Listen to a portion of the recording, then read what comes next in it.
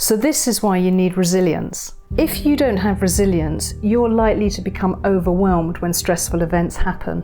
You need resilience to become more self-aware, to become more self-confident, and to build better, more secure interpersonal relationships. And how we do this in therapy is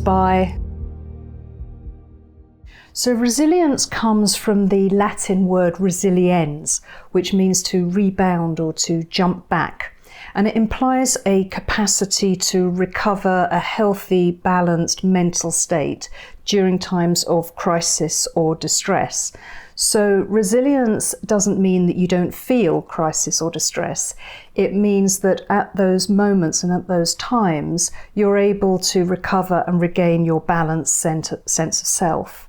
So resilient people tend not to fall into despair or to use unhealthy coping mechanisms. So it's rather like a piece of elastic that when it gets stretched out of shape, it can rebound and regain its original shape after the stress has passed. So in our daily lives, we're bombarded with stress. And when we're stressed, our bodies and our minds become distressed.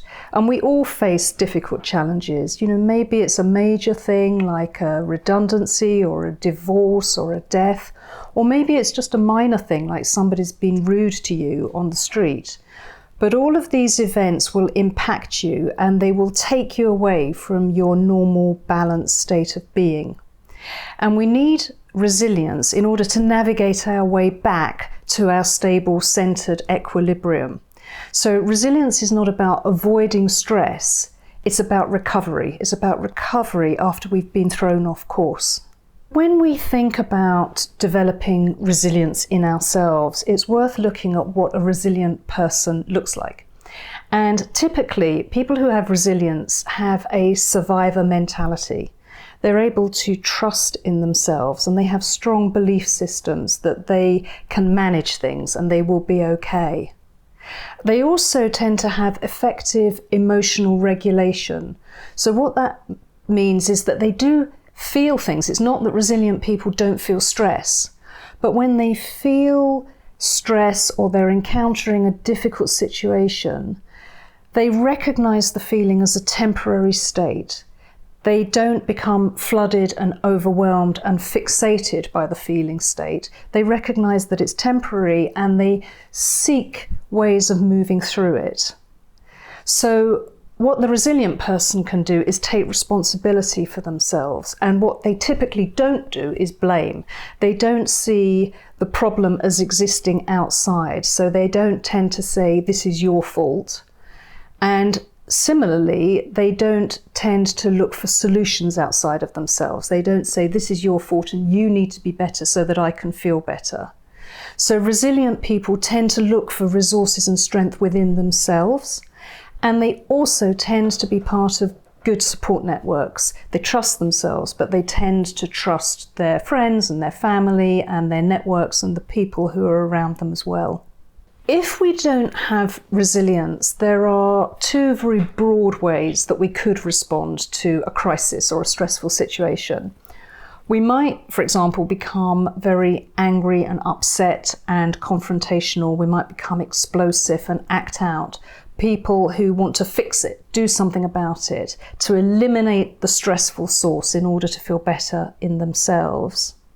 Alternatively, some people might become very withdrawn and retreat into themselves. People who put their head in the sand and who just hope that the problem goes away. And both of those positions are maladaptive. They're not confronting the stressful situation and finding the resources within the self to manage and deal with it effectively. So that's what we're looking for when we're trying to cultivate and develop resilience. It's a belief system and a feeling system that comes together, that integrates, so that you can trust yourself and find the resources within yourself to manage the stresses of everyday life. If we remember that resilience is not about the avoidance of stress, but it's about the perception of stress. Therapy can help you with the perception of stress, and it can help you cultivate the tools to manage stressful situations. Harley Therapy, the UK's leading experts in therapy and mental health care right here in London or online. Better. In fact, it's a little bit like having a muscle that needs to be exercised. You have a stressful situation, you deal with it well, and then you emerge from that stronger and better able to deal with the next stressful situation. So therapy can help you build your resilience muscle strength. Therapy can help you build your own resilience in three main ways. It's looking at your mental function, your emotional function, and your social function. So these are the three pillars of resilience. So thinking about mental function, first of all, your mental resilience is your belief system. It's the beliefs that you hold about yourself. It's a cognitive, problem-solving part of the brain that we're talking about here. So if you have negative thought patterns such as, oh, that's just my luck, or he always does that, that's typical. What you're essentially doing is adopting a victim mentality. You're projecting the problem as being out there, and you're making yourself passive in response to that problem. And that's decreasing your problem-solving skill, and it's also decreasing your resilience. So it feeds this negative loop. And the task of therapy is to help you reframe that belief system. So it's just my luck turns into, well, this is difficult, but I can do it. As well as mental resilience, it's important that we develop emotional resilience. And what that means is the ability to regulate our feeling states. So when adverse events or a crisis happens, we can become flooded with feeling. We can become very angry, very sad, very frightened, and we can become overwhelmed by those feelings. Now, it's not wrong to be having the feeling. If a scary thing happens, it's important that we are scared. It's a biological imperative. It's a survival mechanism that we need to respond to adverse conditions in our environment. However, it is also important that we can recognize those feelings as temporary states, and we can navigate our way back from them to a stable, more centered sense of self and calm. If we don't have resilience, we're likely to become stuck in those feeling states, and we can cling to experiences like anger or anxiety and not let them go and become fixated. And then that starts impacting and impinging upon other aspects of our life, and our lives then become led by the feeling state. So therapy can help you acknowledge the difficult feeling, but it can help you navigate your way back from it so that you're not fixed, you're not stuck in this feeling state, but you can re-find yourself and re-find a balanced sense of calm again. So the third pillar of resilience that therapy can help you build is social resilience. So this is the ability to look outside of the self for help and support. It's about seeking connection rather than isolation. So we are social animals. We're biologically evolved to live in packs and to live in communities, and there's a reason for that. We're better together, we're stronger together. And resilient people tend to trust the strength of the pack. They tend to be people who are part of communities and networks, and they trust themselves, but they trust other people to be able to help them as well. So that's something we might be thinking about in therapy. Alongside the mental resilience, alongside the emotional resilience, is your social resilience.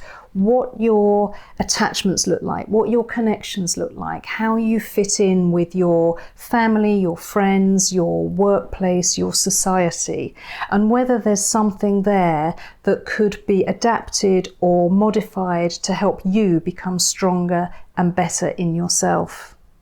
In my experience, I think people are often more resilient than they think they are. They often have significant resources of resilience, but they need help in accessing them.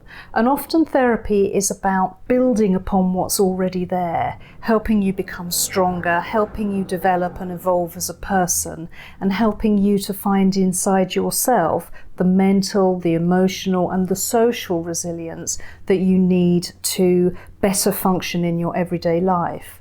So therapy can help you become more resilient, and through that you become more self-confident, you become more fulfilled, and you're able to have better, more fulfilling relationships and experiences out there in the world. Subscribe for more insights from the experts at Harley Therapy, and don't miss our next video.